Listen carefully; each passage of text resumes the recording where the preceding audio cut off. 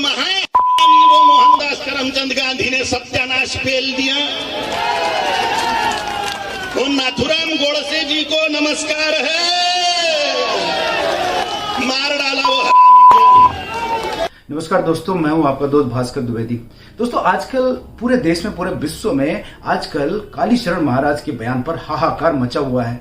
क्या यह विचित्र बात नहीं है कि इस देश में हिंदू आराध्यों को गाली दी जा सकती है, उनके मंदिरों पर हमला किया जा सकता है, उनके पुजारियों का कत्ल किया जा सकता है, उनके देवी देवताओं की मूर्तियां तोड़ी जा सकती है, हिंदुओं के नरसंहार के लिए कहा जा सकता है, देश के टुकड़े टुकड़े करने की बात हो सकती है, लेकिन गांधी पर सवाल नहीं उठाया जा सकता।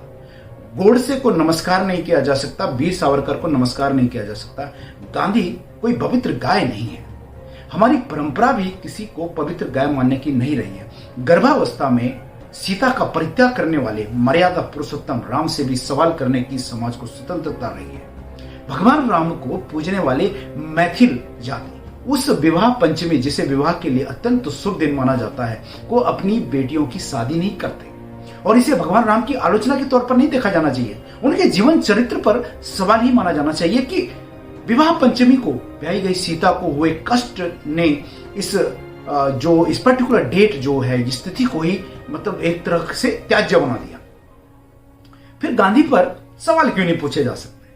क्या यह मान लिया जाए कि गांधी राम से भी बड़े हैं, या फिर केवल इसलिए चुप रहना चाहिए क्योंकि गांधी के लिए मीठा मीठा कहने से, उसके लिए अच्छा अच्छा कहने से, उनकी वाह वाह करने से सियासी फायदे होते हैं।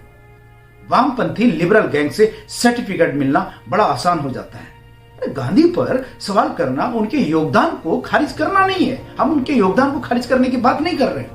यह हमारा साक्षात्कार उस सत्य से कराता है कि जिसके कारण हमारे राष्ट्र का विभाजन हुआ, जिसने इस देश में मुस्लिम तुष्टीकरण के बीज बोए, जिसने इस देश के एक प्रधानमंत्री को यह कहने की हिम्मत दी कि देश के संसाधनों पर पहला हक मुस्लिमों का है, जिसने कट्टरपंथियों को पैगंबर बिल के लिए प्रदर्शन की आजादी दी, आजाद मैदान में बलिदानियों का अपमान करने की आजादी दी, यह कहने की आजादी दी कि 15 मिनट पुलिस को कंट्रोल करके देखो, फिर बताते हैं कि तुम्हारा क्या असर होता है। एक हिंदू महिला से शादी करने वाले मुस्लिम अभिनेता को गृह युद्ध की धमकी देने की आजादी दी।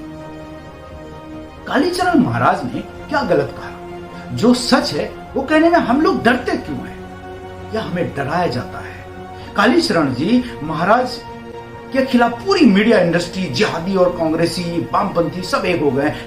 लेकिन क्या ये सारे लोग इस बात का जवाब देंगे कि गांधी जिन्ना को पश्चिमी पाकिस्तान और पूर्वी पाकिस्तान को जोड़ने के लिए एक कॉरिडोर, यानी कि जो सड़क देने के लिए भारत सरकार पर दबाव क्यों बना रहे थे? पाकिस्तान अथवा भारत का विभाजन किताब में डॉक्टर भीमराव अंबेडकर ने जिन्ना की मांगों का पूरा ब्यौरा दिया था, और इस ब्यौरे में जिन्ना की एक मांग ये भी थी।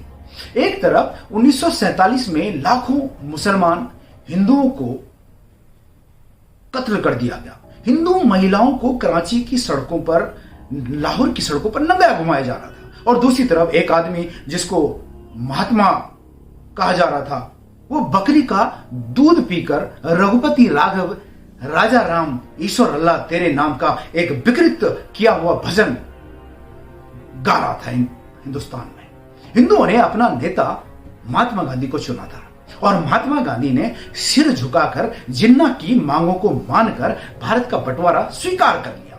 बदले में मुसलमानों को 3 राष्ट्र मिले, पहला पाकिस्तान, दूसरा जो कि 25 साल बाद बांग्लादेश के रूप में मिला, और तीसरा भारत, जहां पर कोई भी मुसलमान शाहीन बाग जैसे जो है बाग में बैठकर कई महीने तक धरना प्रदर्शन कर सकते हैं, और देश में सीए जो संवैधानिक कानून बने हैं, एनआरसी, सीए, उसका विरोध कर सकते हैं। आज हिंदू कई सौ सालों बाद अपने तीर्थ क्षेत्रों का विस्तार कर रहा है।